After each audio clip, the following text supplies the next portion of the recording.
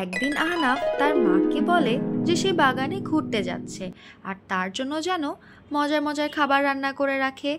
আর এই কথা বলে সে বাসা থেকে বের হয়ে যায় তার বাগানে যাওয়ার উদ্দেশ্যে।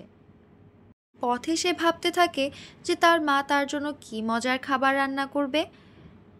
এই কথা ভাবতে ভাবতে আহনাফ চলে যায় বাগানের দিকে। বাগানের এই সুন্দর দৃশ্য সে বসে বসে উপভোগ করতে থাকে।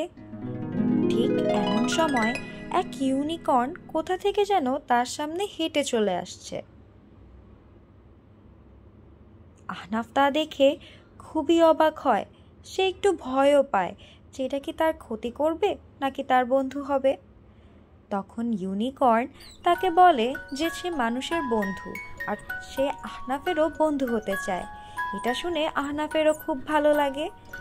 ইউনিকর্ন তাকে বলে যে সে তাকে তার বাসায় পৌঁছে দিয়ে আসতে চায়। এতে আহনাফ খুব খুশি হয় আর তার সাথে বাসায় চলে যায়।